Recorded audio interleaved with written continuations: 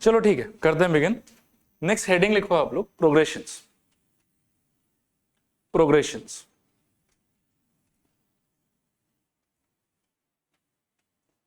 ठीक है, इसमें लिखो प्रोग्रेशंस। इसमें लिखना, ये पहले समझ लो इसको थोड़ा सा, मैं दिखा देता हूं। मैं 3 कलेक्शन लिख रहा हूं, आप नेक्स्ट 3 4 टर्म मेरे को बताने का पहले ट्राई करना, एंड फिर वी विल डिस्टिंग्विश कि प्रोग्रेशन किसको कहा जाएगा, सीक्वेंस किसको कहा जाएगा। सपोज करो कि 2 4 6 8, नेक्स्ट 3 टर्म्स आप लोग बताओ तो 10 12 और 40। Very good. नेक्स्ट मान लो कि 1 3 5 7 डैश डैश डैश 9 11 और 13। एक सेकंड, ये रिस्पॉन्ड करेगा।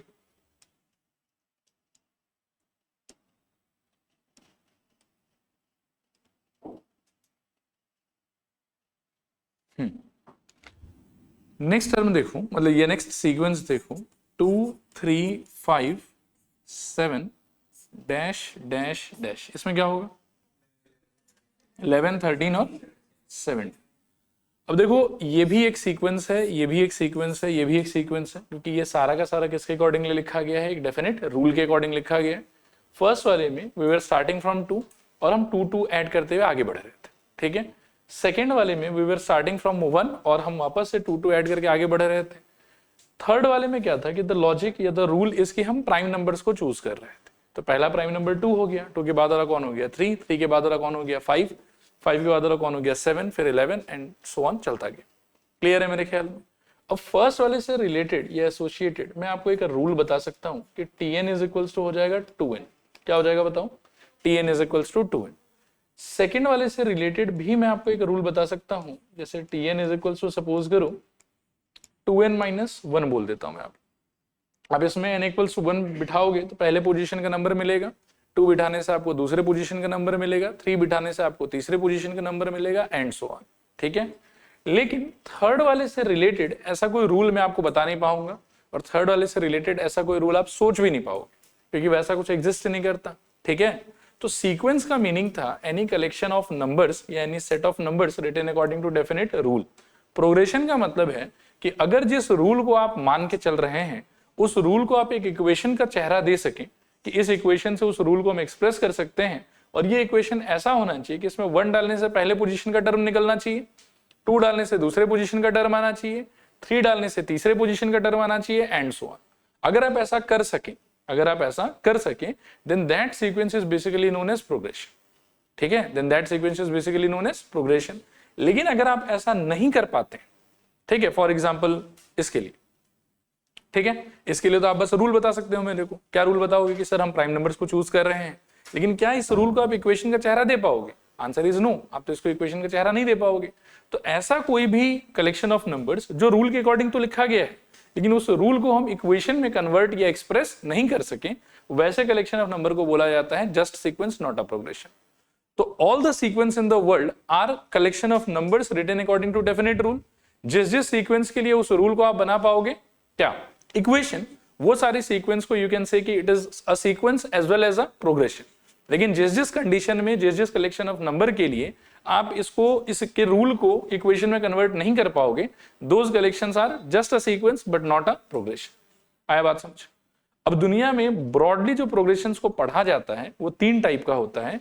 एक होता है अरिथमेटिक प्रोग्रेशन, जिसको हम जानते हैं एपी के नाम से। दूसरा होता है ज्योमेट्रिक प्रोग्रेशन, जिसको हम जानते हैं जीपी के नाम से। और एक और होता है जिसका नाम है हार्मोनिक प्रोग्रेशन, जिसको हम जानते हैं एचपी के नाम से। बाकी हमारे सिलेबस में हम एपी और जीपी को डिटेल में देखेंगे, एचपी हमारे सिलेबस का पार्ट नहीं है, ठीक है मेरे ख्याल में। बताओ मेरे को एक बार, what is progression? Sequence whose rule can be converted into a equation are known as progression. और जो सीक्वेंस का रूल को आप इक्वेशन में कन्वर्ट ना कर सको वो क्या रहेगा? Just sequence but not a progression. Clear मेरे ख्याल में। चले आगे। ओके, लिखो प्रोग्रेशन के लिए लिखना the sequence whose rule can be converted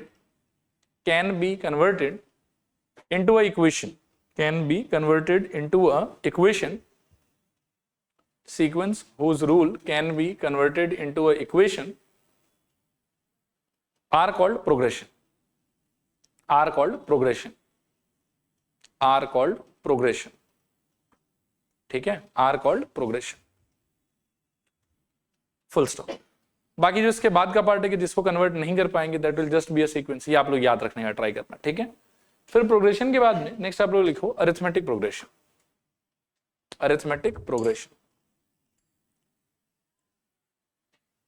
ठीक है, अरिथमेटिक प्रोग्रेशन. इसको भी पहले एक बार आप लोग रिकॉल कर लो. मैं ये तो नहीं बोलूंगा कि समझ लो, बिकॉज ऑलरेडी आप लोग क्लास 10 में पढ़ के आए हो. हाँ, लेट्स से कि मैं 5 से स्टार्ट करता हूं और आगे बढ़ने के लिए I make it a rule कि मैं 3 ऐड करूंगा, तो what kind of numbers will come up. बताओ. 5 के बाद क्या आएगा? 8 के बाद क्या आएगा? 11 के बाद क्या आएगा? 14 के बाद क्या आएगा? 17. उसके बाद क्या आएगा? 20. और ये कलेक्शन यूं ही चलता जाएगा. आ रहा है ये बात समझ? ओके. फिर आप सपोज करो कि मेरे पास 2 है. ठीक है, और आगे बढ़ने के लिए I am choosing to multiply the previous number by 3. पिछले बार अपन आगे बढ़ने के लिए क्या कर रहे थे? 3 ऐड कर रहे थे. इस बार मैं कहता हूं कि आगे बढ़ने के लिए आप 3 को ना मल्टीप्लाई करो. बोलो तो क्या होगा? फिर नेक्स्ट, फिर नेक्स्ट 54, फिर नेक्स्ट 150 और 12 162. ठीक है, और ये इस तरीके से चलता जाएगा. तो याद रखना कि जब कभी भी आप इस वाले तरीके से कलेक्शन ऑफ नंबर जनरेट करते हो कि you start from somewhere. Starting point would be anything. आप 5 ले सकते हैं, 2 ले सकते हैं, 1 ले सकते हैं, हाफ ले सकते हैं. ठीक है, आपका स्टार्टिंग नंबर कुछ भी हो सकता है. लेकिन आगे बढ़ने के लिए जो आपका रूल होगा that rule would be addition of a fix number again and again and again and again and again. ठीक है, जैसे इसमें हम क्या चीज बार बार ऐड कर रहे थे? 3 ऐड कर रहे थे. तो इस टाइप के रूल को फॉलो करके जो भी कलेक्शन ऑफ नंबर जनरेट किया जाता है उसी चीज को हम लोग कहते हैं क्या? एपी. क्या कहते हैं बताओ? एपी. और आज से कुछ क्लासेस के बाद में हम लोग देखेंगे कि इस टाइप के रूल को फॉलो करके जिस भी कलेक्शन को जनरेट आप करोगे उसी को बोला जाता है जीपी. ठीक है, एपी का मतलब है कि एक पर्टिकुलर किसी नंबर से स्टार्ट करो और बार बार बार बार बार बार आप एक कोई दूसरा कांस्टेंट नंबर उसके अंदर में ऐड कर करके आगे बढ़ो. ठीक है, तो आगे बढ़ने के लिए अगर आप बार बार एक फिक्स नंबर का एडिशन कर रहे हैं दैट इज योर रूल, तो that kind of collection of numbers will be known as arithmetic progression. ठीक है, और आगे बढ़ने के लिए instead of addition if you are using multiplication then that kind of progression will be known as what? Geometric progression. ठीक है, तो इसके बारे में डिटेल में बाद में पढ़ेंगे. आज हमारा जो टारगेट है वो किसको पढ़ने का है? एपी को पढ़ने का. क्लियर मेरे ख्याल में? डेफिनेशन लिखो एपी का. फिर अच्छा, इसमें एक दो बात और क्लास 10 का ही इसलिए पूछ लेता हूं. जो पहले पोजीशन पे आने वाला चीज है उसको क्या बोलते हैं? First term. और जनरली सिंबल क्या है उसके लिए? ए. और ये जिस नंबर को बार बार ऐड कर करके आगे बढ़ेंगे इसको क्या बोलते हैं? Common difference. और इसके लिए सिंबल क्या था? डी. आई होप याद है सबको. ओके, लिखो arithmetic progression. Arithmetic progression is a sequence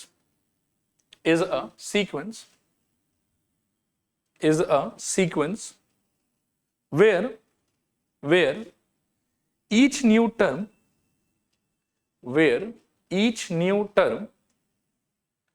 after the first term is obtained by adding a constant d called common difference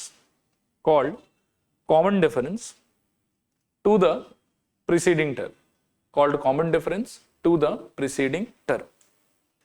ठीक है, डेफिनेशन देखो पूछा नहीं जाएगा आपसे, लेकिन एक बार फिर भी पढ़ के देखो कि समझ में आया आप लोगों की नहीं आया. ठीक है, ये बोलना चाह रहा है कि अरिथमेटिक प्रोग्रेशन एक ऐसा कलेक्शन ऑफ नंबर है जिसको जनरेट किया जाएगा by adding a fix number again and again and again to the previous number. ठीक है, स्टार्टिंग पॉइंट कुछ भी हो सकता है हम लोग का, लेकिन आगे बढ़ने के लिए बार बार आप क्या रूल यूज करोगे कि एक फिक्स नंबर पकड़ लोगे आप मन के अंदर में, उसको बार बार आप क्या करते रहोगे? ऐड करते रहोगे. क्लियर है मेरे ख्याल में? ओके. नेक्स्ट देखो क्या है कि एपी से जुड़ा हुआ बहुत सारा इंपॉर्टेंट ऑब्जर्वेशन, जिनमें से कुछ ऑब्जर्वेशन तो हमने क्लास 10 में देख रखा है. फॉर एग्जांपल एपी का जनरल टर्म क्या होता है? a plus n minus 1 into D. अभी मैं उसको भी एक्सप्लेन कर दूंगा, लेकिन कुछ इसी टाइप का और भी बहुत सारा आप ऐसा समझो कि छोटा छोटा ऑब्जर्वेशन है जो क्लास 10 में आप लोगों को नहीं दिखाया गया था. ठीक है, तो उन सारे ऑब्जर्वेशन को मिला के मैंने हेडिंग लगाया है हाईलाइट्स ऑफ एपी. ठीक है, एक एक करके मैं ये सारा लिखवा देता हूं। लिखो नेक्स्ट हेडिंग आप, हाइलाइट्स ऑफ एपी, और हाइलाइट्स मतलब इंपॉर्टेंट ऑब्जर्वेशंस रिगार्डिंग एपी। ठीक है, हाइलाइट्स ऑफ एपी करें, स्टार्ट करें। पहला पॉइंट लिखो, the first term of a AP, the first term of a AP is denoted by small a, is denoted by small a, and the common difference, and the common difference will be small d, and the common difference will be small d, and the common difference will be small d, full stop. Second point लिखो, let first term be small a, let first term be small a, and common difference be small d, and common difference be small d, then the AP will be, the AP will be, इस चीज को थोड़ा ध्यान से आप लोग लिख लो, तो AP will be a comma a plus d comma a plus 2d comma a plus 3d comma a plus 4d and so on.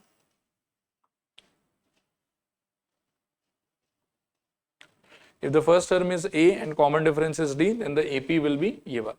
ठीक है, अच्छा ये मैं एक्सप्लेन करूं कि ये चीज समझ में आता है। स्टार्ट कहां से करेंगे हम लोग, a से, और आगे बढ़ने के लिए क्या ऐड करेंगे, बार बार d ऐड करेंगे। ओके, नेक्स्ट पॉइंट लिखो, if a1 a2 a3 dot an, if a1 a2 a3 dot an represents AP, represents AP, ठीक है, then a2 minus a1 is equals to a3 minus a2 is equals to dot dot dot is equals to d, a3 minus a1 is equals to a3 minus, sorry, a2 minus a1 is equals to a3 minus a2 is equals to a4 minus a3 is equals to dot dot dot is equals to d। देखो ये भी एक बहुत ही मतलब वैसे तो सिली सा बात है, ठीक है, लेकिन कोई कोई क्वेश्चन में इसी को यूज करके आपका क्वेश्चन सॉल्व होगा। ठीक है, कहने का मतलब क्या है, देखो कि जैसे a से आगे जाने के लिए आपने क्या करा, आपने इसमें d ऐड करा, फिर से नेक्स्ट टाइम पर आगे जाने के लिए आपने वापस d ऐड करा, फिर से आगे जाने के लिए आपने वापस d ऐड करा, तो हर जो आपका नेक्स्ट पोजीशन पे बैठा हुआ टर्म है वो अपने पिछले पोजीशन से कितना ज्यादा होगा, d ज्यादा होगा। तो जब कभी भी आप किसी भी दो कंसेक्यूटिव टर्म का डिफरेंस लेते हो इन द फॉर्मेट ऑफ बाद वाला माइनस पहले वाला, याद रखना कभी भी हम पहले वाला माइनस बाद वाला नहीं करेंगे, यानी कि हम a1 माइनस a2 कभी नहीं करेंगे, हम हमेशा क्या करेंगे a2 माइनस a1, या फिर अगर a2 a3 का करना है तो a3 minus a2, a3 a4 का करना है तो a4 माइनस a3, हमेशा बाद वाला माइनस पहले वाले के फॉर्मेट में अगर आप डिफरेंस निकालोगे तो हर कंसेक्यूटिव पोजीशन के टर्म के लिए वो डिफरेंस क्या रहेगा, सेम, वो डिफरेंस क्या रहेगा, सेम। यही एपी का क्या है, प्रॉपर्टी, और वो डिफरेंस किसके बराबर रहेगा, डी के बराबर रहेगा। क्लियर है मेरे ख्याल में। नेक्स्ट पॉइंट मैं पहले थोड़ा एक्सप्लेन कर देता हूं इसको। देखो यहां पे एक बार मेरे को फर्स्ट टर्म ए मान के और कॉमन डिफरेंस डी मान के, अभी भी मैंने आपको लिखाया कि एपी देखने में कैसा होगा, बताओ मेरे को कैसा होगा, ए, नेक्स्ट वाला a प्लस डी, नेक्स्ट वाला a plus 2d, very good, next वाला a प्लस 3d, उसके बाद वाला a प्लस 4d, और ये यूं ही चलता जाएगा। अब मेरे को एक बात बताओ कि पोजीशन के हिसाब से ये कौन सा पोजीशन, फर्स्ट, तो टेक्निकली तो ये मेरा T1 है, ओके, ये क्या है मेरा T2, ये क्या है मेरा T3, ये क्या है मेरा T4, ये क्या है मेरा T5, और यूं ही चलता जाएगा कहानी। अब एक चीज है जो मैं आपको ऑब्जर्व कराना चाहता हूं कि पोजीशन के हिसाब से this is T5 and you will see कि D के बगल में जो नंबर है वो क्या लिखा हुआ है यहां पर 4। पोजीशन के हिसाब से दिस इज T4, D के बगल वाला नंबर क्या है 3।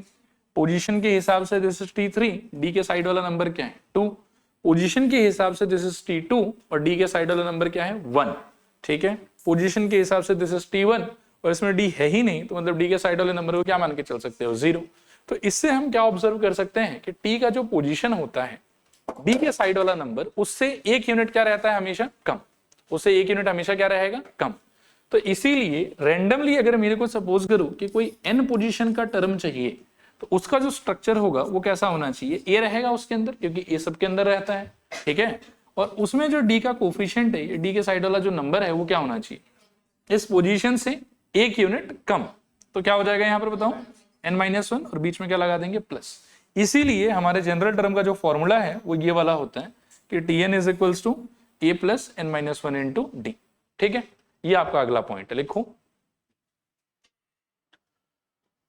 if first term is a, if first term is a and common difference is d, and common difference is d, if first term is a and common difference is d, then Tn is equals to a plus n-1 into d, a plus n-1 into d। ठीक है, then Tn is equals to a plus n-1 into d. Next point लिखूं, अच्छा next point भी मेरे को थोड़ा सा explain कर लेने दो पहले। यहां बोर्ड पर देखना है एक बार, एक कलेक्शन ऑफ एपी लिख रहा हूं मैं, 5, 10, 15, 20, 25, 30, 35 डॉट डॉट। ठीक है, अब ध्यान से सोचना मैं जो बोलूं। मेरा पहला सवाल है आप लोगों से, ये जो कलेक्शन मैंने लिखा, डू यू अग्री कि this is a AP? Yes और नो? व्हाई? 5 का एडिशन हो रहा है बार बार, ठीक है ना, तो आगे बढ़ने के लिए मैं बार बार क्या ऐड कर रहा हूँ, 5 ऐड कर रहा हूँ, +5 कर रहा हूँ। तो from that understanding I can say कि यार ये तो पक्का एपी ही होना चाहिए, कोई कंफ्यूजन वाला बात नहीं है इसके अंदर।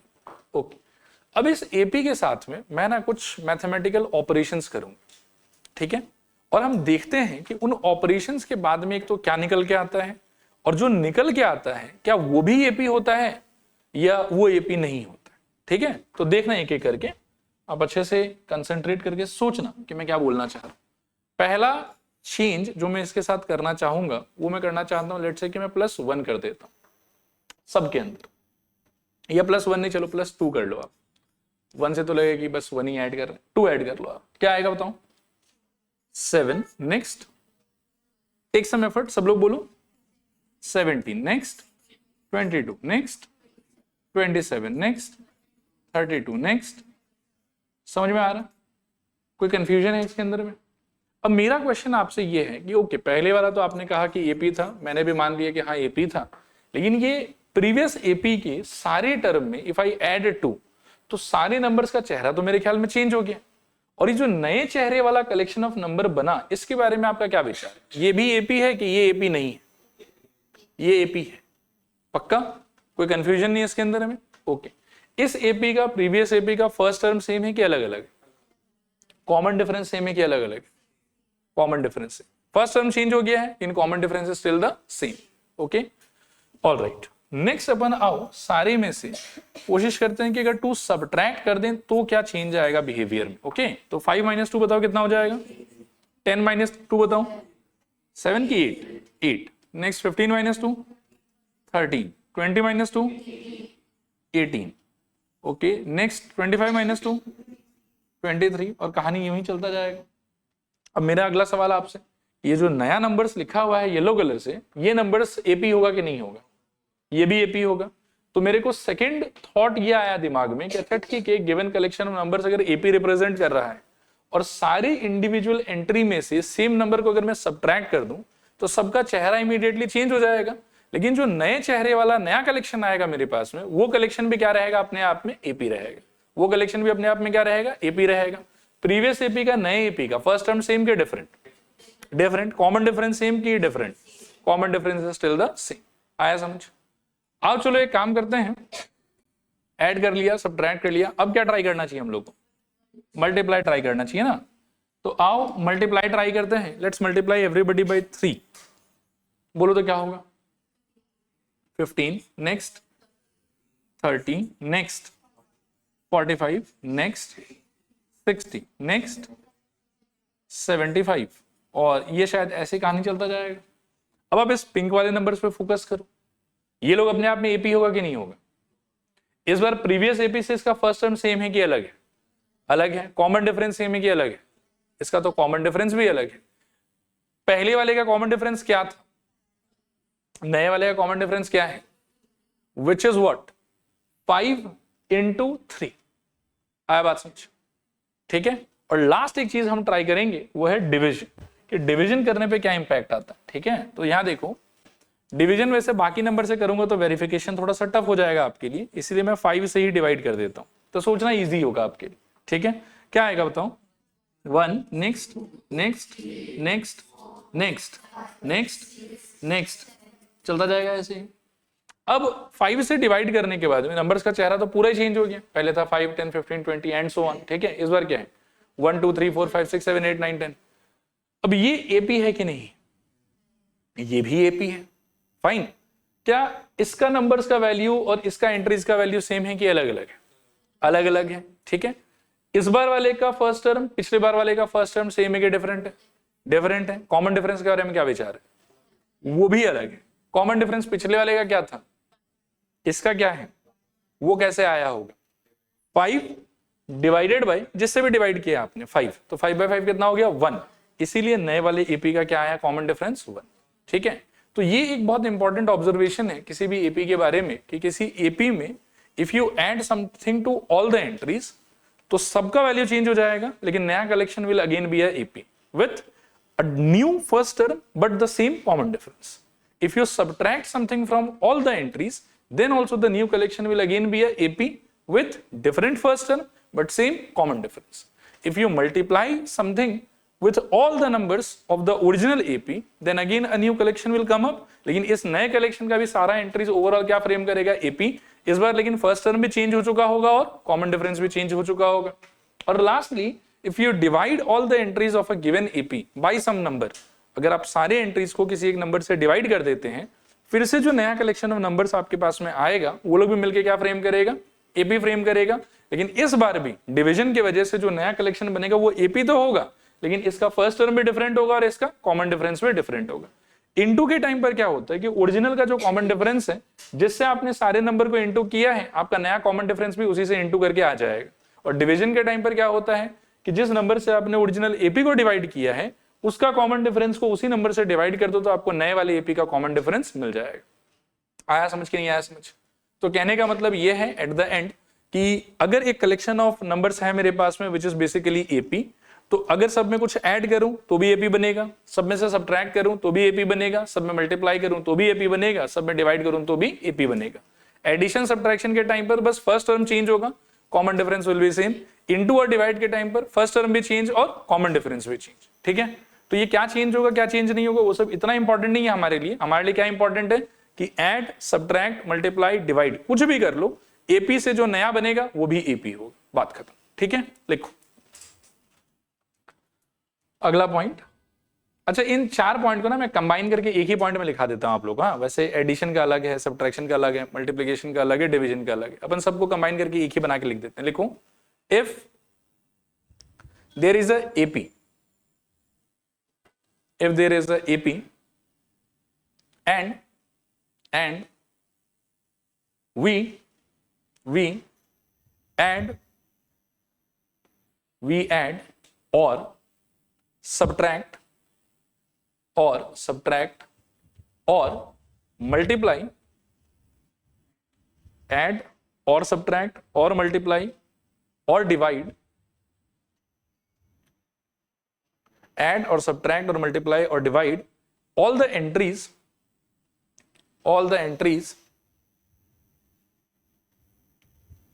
by a fixed number, then the new collection of numbers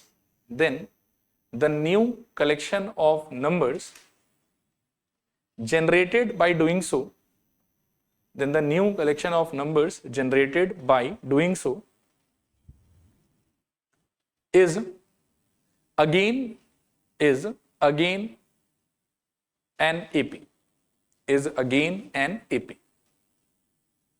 ठीक है, वापस एक्सप्लेन करूं कोई पार्ट की हो जाएगा ये पूरा क्लियर है। इसका बहुत इंपॉर्टेंट एप्लीकेशन है, क्वेश्चंस देखेंगे हम इसके बेसिस पे। हाँ, याद रखना है इसको।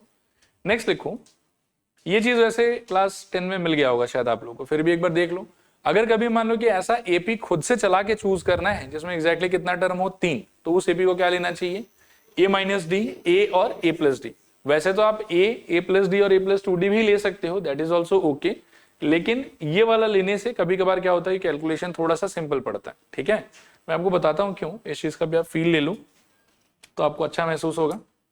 सपोज करो कि एक क्वेश्चन है जिसमें ऐसा बोला हुआ है कि सम ऑफ 3 नंबर्स इज 27। कितना बोल रहा हूं बताओ? 27। ये क्या है? ये सम ऑफ 3 नंबर्स। ठीक है, और दोस 3 नंबर्स आर इन एपी, ये भी बता दिया मेरे को। तो अब कोई बच्चा क्या कर सकता है, देखो कोई बच्चा ऐसा कर सकता है कि ए कॉमा ए प्लस डी कॉमा ए प्लस 2d, ऐसा एपी चूज करेगा। और एक बच्चा मान लो कि ए माइनस डी कॉमा ए प्लस डी चूज करेगा। इन्फॉर्मेशन दोनों के पास क्या है कि सम ऑफ 3 नंबर्स मेरे को कितना दिया हुआ है, 27। ये बच्चा जब इस क्वेश्चन को सॉल्व करने का ट्राई करेगा तो उसको ऐसा कुछ मिलेगा, देखो a plus d plus a plus 2d is equals to how much, 27। तो a प्लस ए मिला के कितना 3 है, और d प्लस 2d मिला के कितना 3d इज इक्वल्स टू कितना 27। सबको 3 से डिवाइड कर लो तो a plus d is equals to कितना मिला 9। तो उसके फाइनल इक्वेशन में क्या है कि दो अननोन आ रहा है।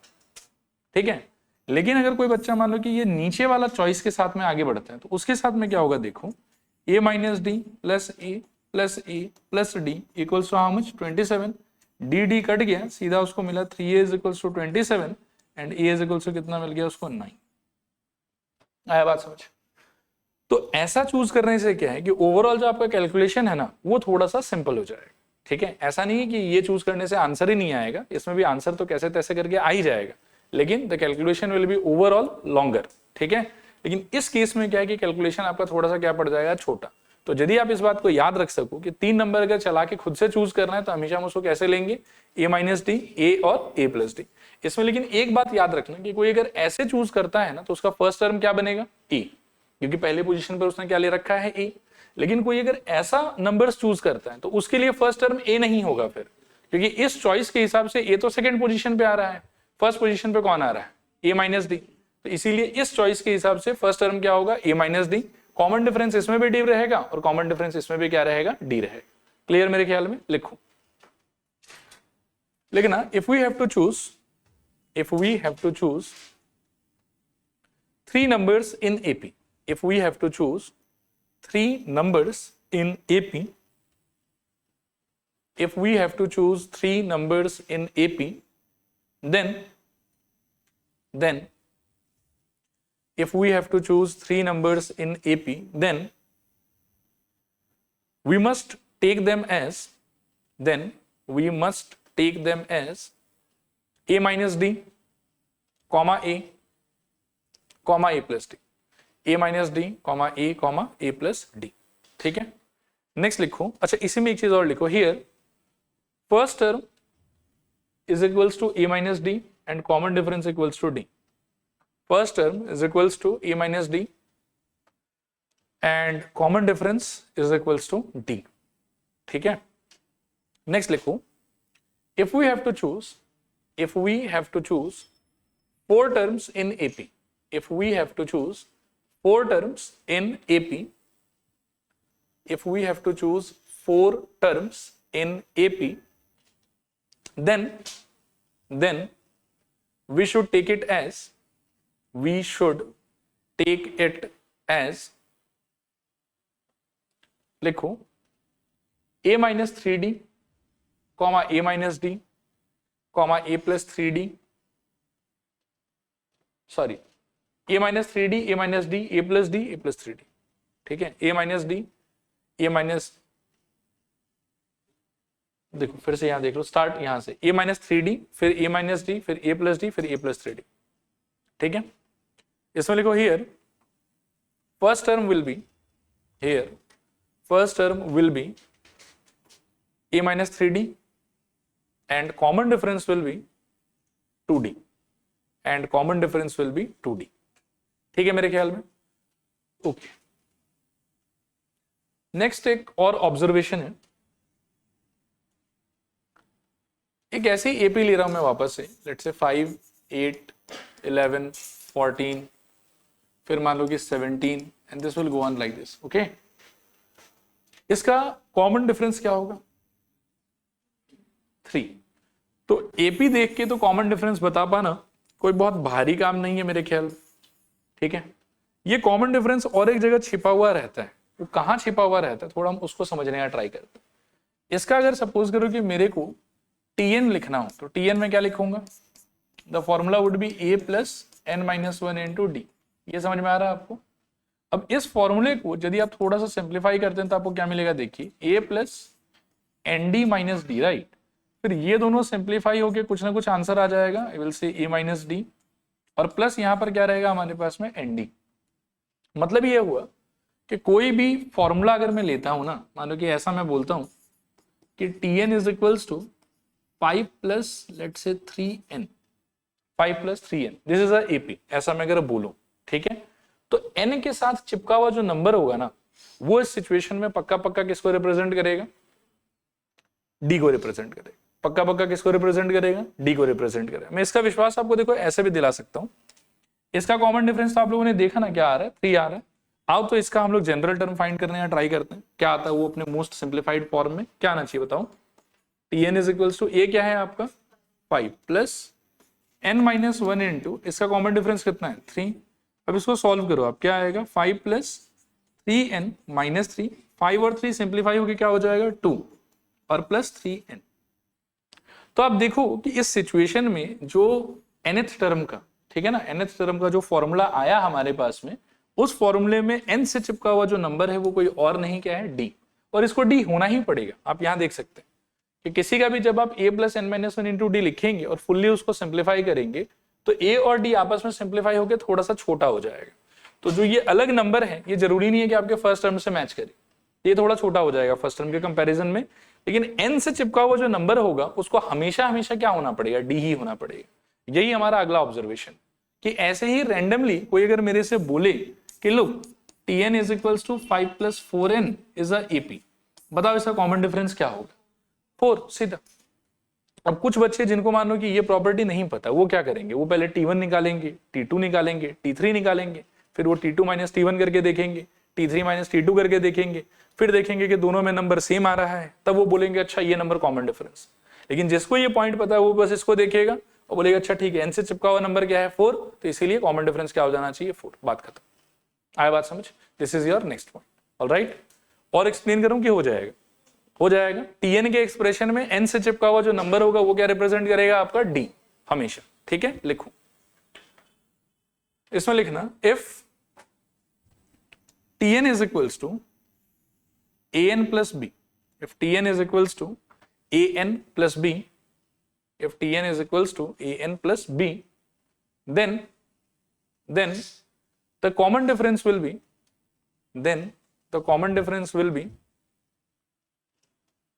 coefficient of n, then the common difference will be coefficient of n, ठीक है, then the common difference will be coefficient of n। फिर एक्सप्लेन करूं कि हो जाएगा n के से चिपका हुआ जो भी नंबर है वो नंबर ही आपका क्या बनेगा, कॉमन डिफरेंस। चले आगे, नेक्स्ट एक और पॉइंट है, देखो आपको Sn का फॉर्मूला याद है, क्या था बताओ, एक second, n/2 holding into 2a plus n minus one into d, ठीक है। अभी देखो इसमें से भी हम कुछ ऑब्जर्वेशन ले सकते हैं, क्या ले सकते हैं, मैं थोड़ा समझाने का ट्राई करता हूं, आप देखिए ध्यान से। ये अंदर जाएगा, अंदर जाके ये क्या बनेगा, एक बार होगा n/2 इंटू 2a और नेक्स्ट टाइम होगा n/2 into n minus one into d, ठीक है। इसमें तो 2 कट गया और ये आपको दे देगा 2n, जो कि कोई बहुत इंपॉर्टेंट चीज नहीं है हमारे लिए। ये n/2 जब अंदर जाएगा तो क्या होगा, देखो एक बार हो जाएगा n² divided by 2 minus n divided by 2, हाँ ओ sorry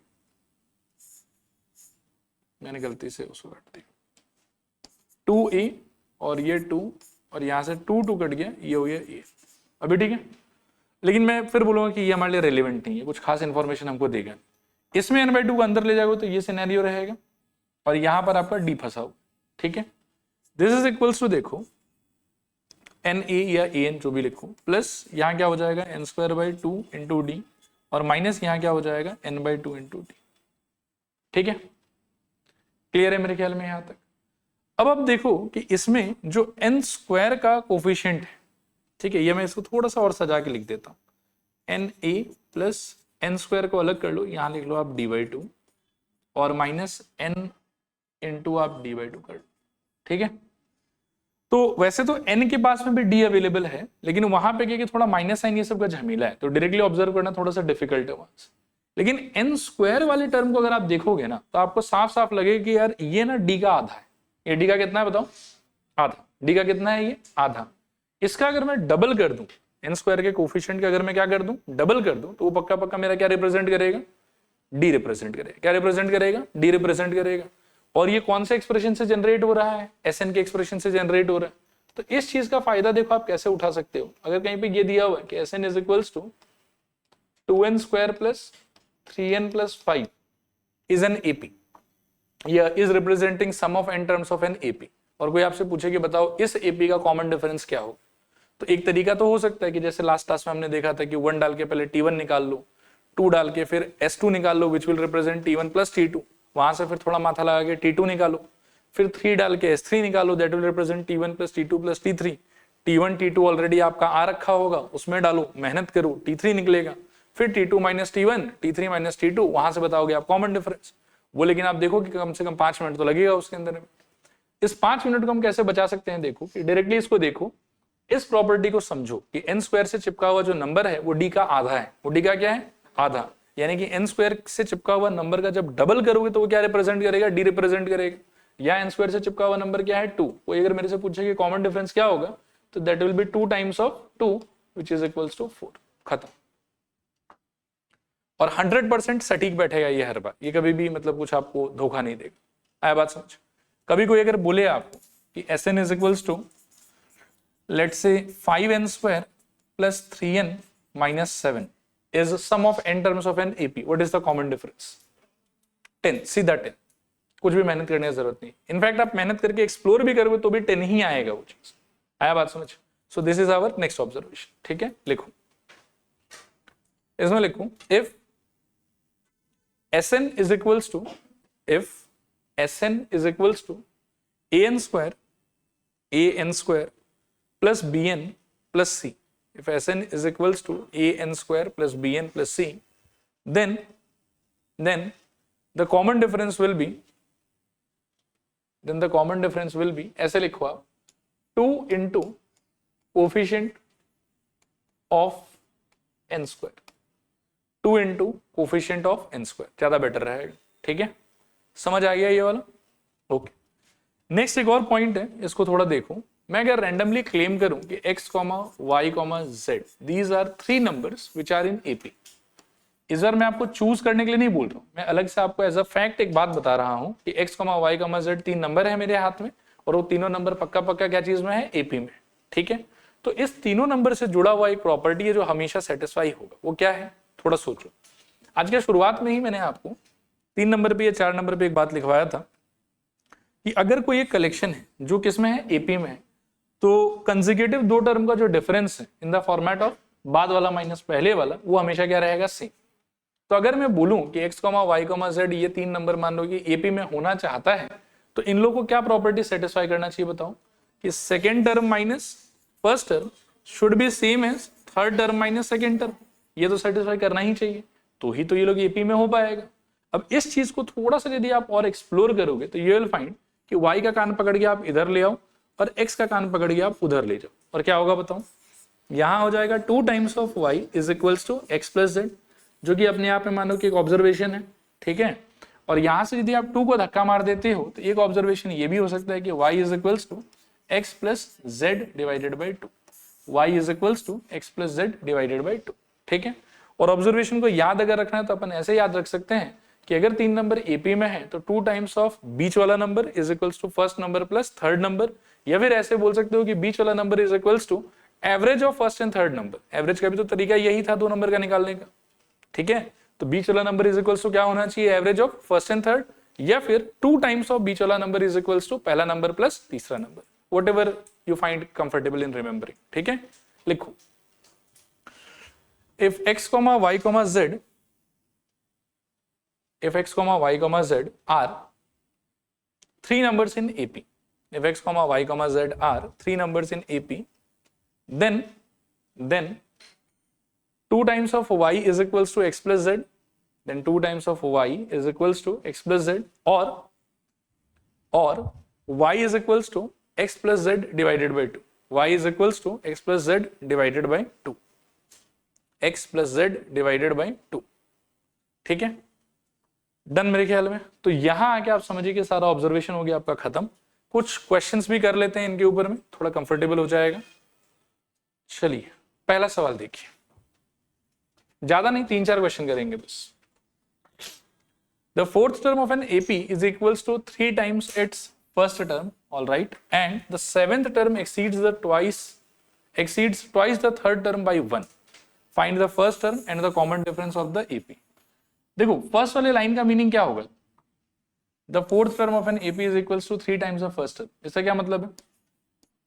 T4 is equals to 3 times of T1, ये बोलना चाह रहा है। और नीचे का जो लाइन है इसका मीनिंग क्या होना चाहिए? Seventh term exceeds twice the third term by 1, यानी कि T7 का वैल्यू 2 टाइम्स ऑफ T3 के वैल्यू से 1 यूनिट क्या होगा? ज्यादा। आया बात समझ? These are the two things that have been told to us. बाकी सॉल्व करना है, लिखो। Let first term is equals to A, first term is equals to A and common difference is equals to D. Common difference is equals to D.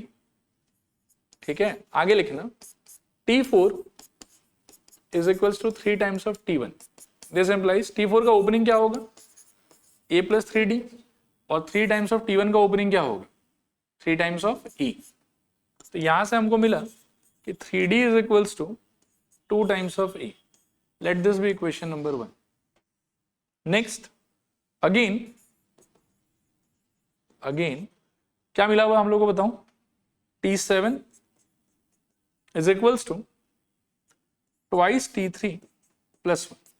T7 का formula A plus 6, 2 times of T3 का formula A plus 2D और plus 1, खोल दोगे पूरा का पूरा तो A plus 6D is equals to 2A plus 4D plus 1, ऐसा कुछ रहेगा। ठीक है, आप D को लेफ्ट में ले आओ और A को अपन राइट में ले चलते हैं, देखते हैं कि क्या होता है। ठीक है, 6D माइनस इस तरफ से 4D जाएगा तो मेरे ख्याल में बचेगा 2D, और 2A माइनस A उधर चला जाएगा तो 2A प्लस 1। ठीक है, और वैसे D का तो नहीं है, 3D का अवेलेबल है हम लोग के पास में, ये 2A का भी अवेलेबल है। 2A का वैल्यू कितना दिया हुआ हम लोग को? 3D।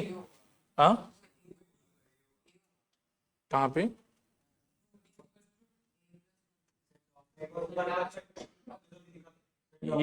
ये अच्छा सॉरी, सबट्रैक्ट होने के अंदर तो ए हो जाएगा। ठीक ही कह रहे हो, चलो कोई नहीं, फिर थोड़ा सा गंदा फ्रैक्शन सॉल्व करना होगा और कुछ नहीं है। आप यहां से काम करो, फिर डी का ही वैल्यू निकालो। डी का वैल्यू कितना आएगा यहाँ से? 2A डिवाइडेड बाई 3 ना, so 2 into 2A divided by 3 is equals to रहेगा आपके पास में A प्लस 1। यहां से 2 को मल्टीप्लाई करो तो ये हो जाएगा 4A, और 3 को क्रॉस मल्टीप्लाई करो तो ये हो जाएगा 3A प्लस 3। ठीक है, दिस एम्प्लाइज 3A को इधर ले आओ तो A इज इक्वल्स टू मेरे ख्याल में 3 आ जाता है।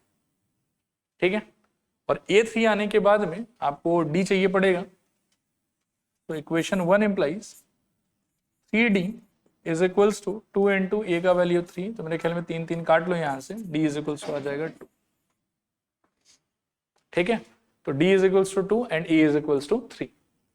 क्लियर? और यही चाहिए था शायद हम लोग। ठीक, अगला क्वेश्चन देखो। अच्छा, ये सेम क्वेश्चन है क्या शायद?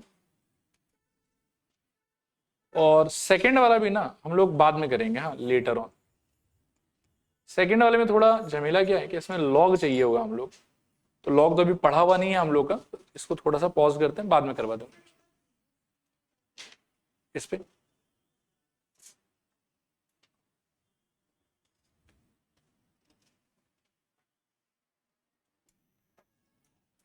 ठीक है, कंटिन्यू कर रहे हैं। तो ये लॉग वाले क्वेश्चन को एक बार के लिए अवॉइड कर रहे हैं, बाद में करेंगे इसको।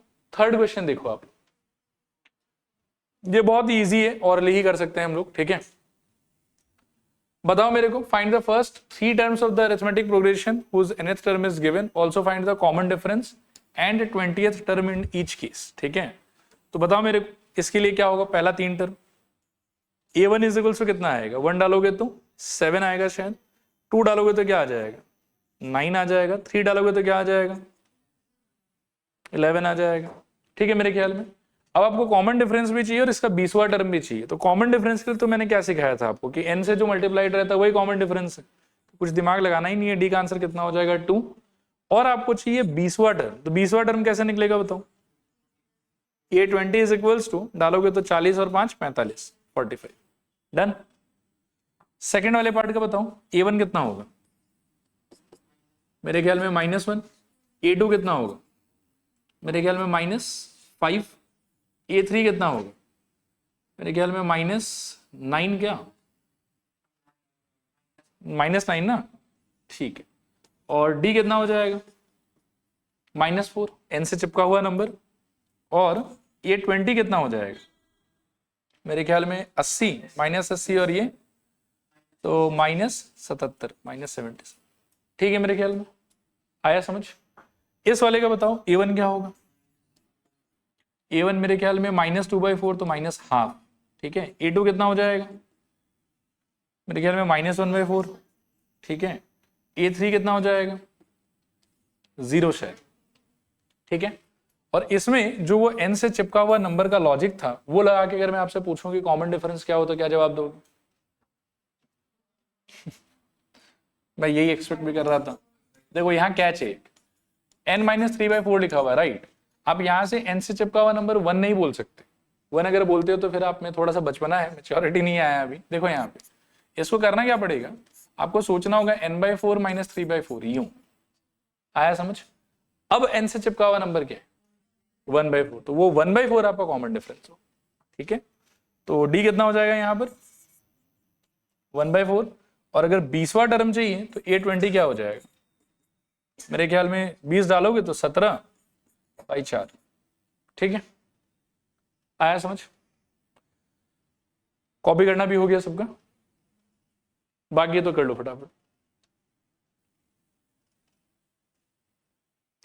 ओके। अगला क्वेश्चन देखो, in a sequence the nth term is this, show that it is not an AP. क्या करेंगे बताओ, एपी नहीं है ये शो करना है।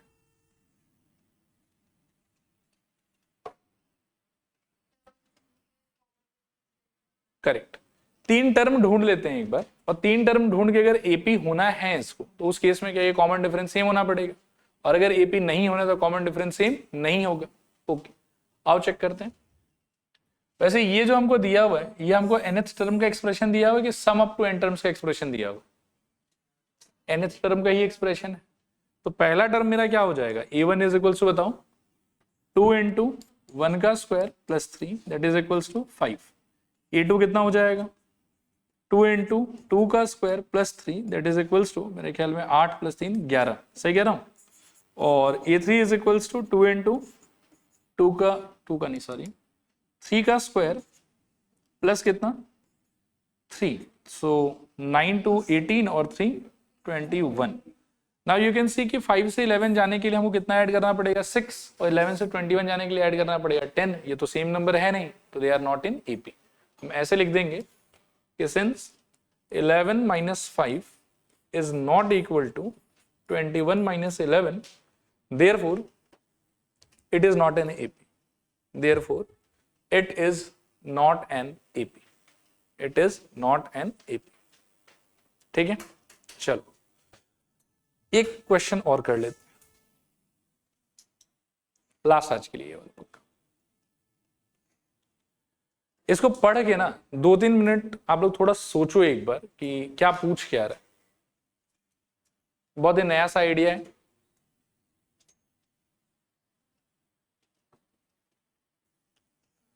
चलो देखो, इसमें बेसिकली आपसे ये पूछ रहा है कि if you start from 3 and keep jumping 4 units every time, and ऐसा कर करके आप 367 तक पहुंचो, तो कुछ एक कलेक्शन ऑफ नंबर्स आएगा आपके पास में। कुछ का नाम यहाँ लिखा हुआ, कुछ का नाम नहीं लिखा हुआ। एक बार पकड़ लो, कुछ का नाम लिखा हुआ और कुछ का नाम नहीं लिखा हुआ। इसमें आप यहां से जब करना स्टार्ट करो तो अगेन 2 है, 9 है, 16 है, इसमें कितने कितने से जंप कर रही है, 7 7 से जंप कर रहा है, और बीच में थोड़ा सा गैप भी दिया, 23 के अंदर सीधा 709 लिख दिया, तो बीच में बहुत सारे टर्म्स आएगा। अब इसके सारे आने वाले टर्म्स या एंट्रीज और इसके सारे आने वाले टर्म्स या एंट्रीज में कितना सारा एंट्रीज सेम टू सेम, कितना सारा एंट्रीज क्या है, सेम टू सेम, ये आपसे पूछा। This is your question. अब इसको करने का देखो 3-4 अलग अलग तरीका हो सकता है। एक जो मेरे को लगता है कि स्टूडेंट लोग को एकदम आराम से समझ में आ जाएगा, उस तरीके से मैं करके दिखा देता हूँ। और भी तरीका एग्जिस्ट करता है, ऐसा नहीं कि यही एकमात्र तरीका है, ठीक है।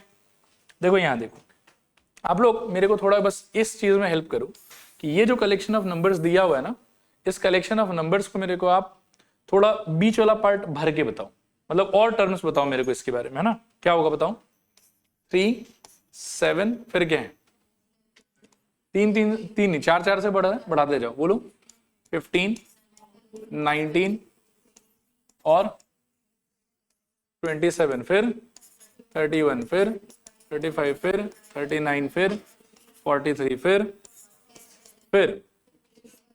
फिर बस अब चलेगा, हो जाएगा 367। पूरा लिखेंगे तो बहुत टाइम लग जाएगा, ठीक है। क्यों इतने तक लिख के मैं रुक गया वो आपको 2 मिनट में समझ में आ जाएगा। नेक्स्ट वाला कलेक्शन का बताऊं, 2 9, सो 2 फिर 9 फिर 16 फिर 7 7 से बढ़ रहा है, तो 23 करेक्ट, फिर 7 से बढ़ रहा है 30 फिर 37 फिर 44 फिर dot dot dot 709।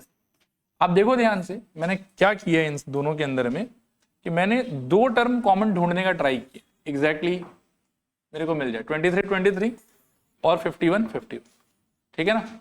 2 common term आपको डायरेक्टली दोनों में चाहिए होगा, उसके बाद फिर आप एक आइडिया यूज कर सकते हैं जिससे आपको सारा मिल जाएगा, ठीक है। अब आइडिया क्या है उस चीज को समझिए। आइडिया ये कहता है कि दोनों एपी को आप थोड़ा एक्सपेंडेड वे में लिखो, तब तक एक्सपेंड करो जब तक आपको 2 कॉमन टर्म दोनों में दिखाई ना दे दे। 2 कॉमन टर्म जब आपको दोनों में दिखाई दे देगा तो इससे आपको एक फायदा क्या होगा कि आप कॉमन टर्म से बनने वाला जो एपी है वो खुद बना पाओगे। पहला कॉमन टर्म क्या आया दोनों में, 23, दूसरा कॉमन टर्म क्या आया, 51। अब ये जितने के गैप पे आया है ना, बाकी सारा कॉमन टर्म उतने उतने के ही गैप पे आएगा। इन दोनों में गैप कितना है बताओ, 28 यूनिट शायद, ठीक है।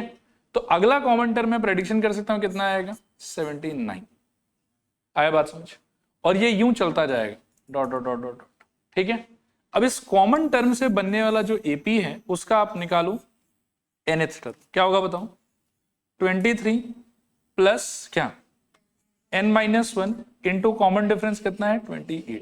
थोड़ा सिंप्लीफाई कर लो क्या आ जाएगा बताओ, 23 प्लस 28n माइनस 28, सॉल्व करने पे क्या हो जाएगा 28n माइनस 5, ठीक है। यहां तक इसके आगे का लॉजिक क्या है देखो, इन दोनों एपी में से पहले कौन सा एपी खत्म हो जा रहा है, 367 वाला, 709 तो बहुत आगे जा रहा है, 367 पे ये रुक गया।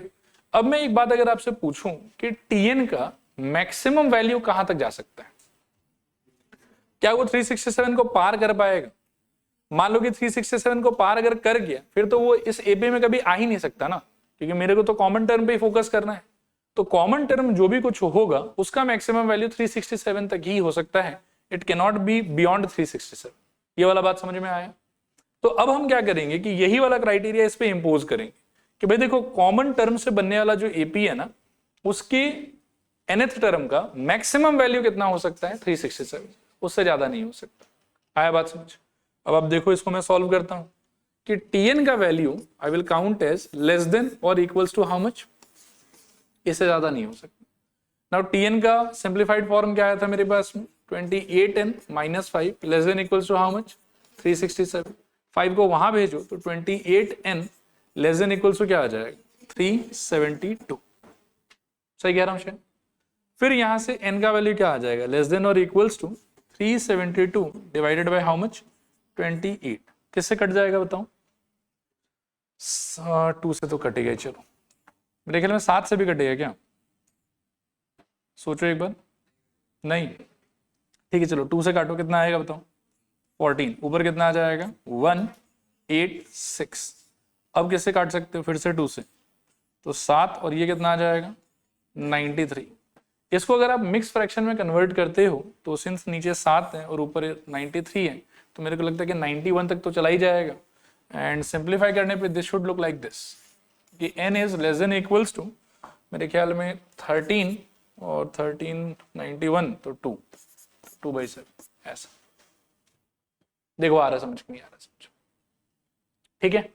तो n का वैल्यू 13 2/7 से क्या होना चाहिए, कम होना चाहिए। और n कोई ऐरा गैरा आदमी कि बहुत इंपॉर्टेंट, बहुत मतलब क्या है कि चॉइस वाला आदमी, बहुत चॉइस वाला आदमी। कौन है n? n है नेचुरल नंबर, क्योंकि n क्या बताएगा मेरे को अपने टर्म का पोजीशन। तो मेरा पोजीशन या तो 1 हो सकता है, या तो क्या हो सकता है 2 हो सकता है, या तो क्या हो सकता है 3 हो सकता है, या तो क्या हो सकता है 4 हो सकता है। मेरा पोजीशन कभी भी डेसिमल या फ्रैक्शन में तो नहीं हो सकता। तो ये मेरे को गाइड कर रहा है कि n का वैल्यू 13 2/7 से छोटा होना चाहिए। अभी 13 2/7 से जस्ट छोटा नेचुरल नंबर आप क्या बोल सकते हो? 13 खुद, ठीक है ना। तो देयरफॉर वी कैन से कि n इक्वल्स टू कितना आया 13, यानी कि कॉमन आइडेंटिकल टर्म वाला जो AP था उसमें n का वैल्यू मैक्सिमम से मैक्सिमम कितना ले सकते हैं 13, एंड दैट सेज कि total number of identical terms कितना हो जाएगा 30, क्योंकि इस कॉमन टर्म वाले AP में जितना टर्म आ पाएगा उतना ही इन लोग दोनों के बीच में कॉमन होगा नंबर्स।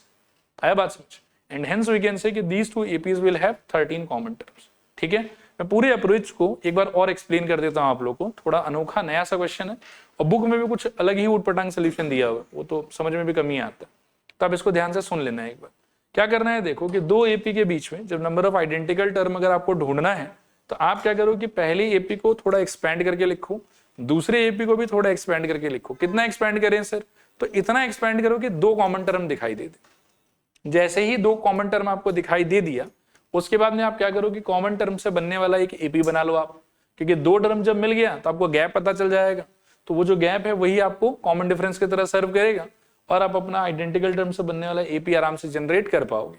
जैसे ही आपका ये वाला AP जनरेट हो गया उसके बाद में आप क्या कर सकते हो कि आप इससे एसोसिएटेड TN का वैल्यू लिख लो, ठीक है। फिर ये जो TN का जो भी सिंप्लीफाइड फॉर्मेट आएगा इसका value should be lesser than और equal to the smaller last term. यहां 2 लास्ट टर्म होगा, एक का थोड़ा बड़ा होगा, एक का थोड़ा छोटा होगा। तो TN का जो फाइनल आंसर है वो छोटे वाले लास्ट टर्म से भी क्या होना चाहिए, फर्दर छोटा या मैक्स टू मैक्स इक्वल हो सकता है, लेकिन इस छोटे वाले लास्ट टर्म से बड़ा तो कभी नहीं हो सकता। जब आप इस आइडिया को एक्सप्लोर करोगे तो n का आपको कोई ना कोई आंसर मिलेगा, और जो भी n का आंसर यहां से मिलता है दैट विल से कि इस कॉमन टर्म वाले AP में कितना टर्म आने वाला है, और कॉमन टर्म वाले AP में जितना टर्म आने वाला है उतना ही टर्म इन दोनों AP के बीच में क्या होगा, आइडेंटिकल या फिर कॉमन, ठीक है। तो इसके साथ में अपन आज रुक जाएंगे।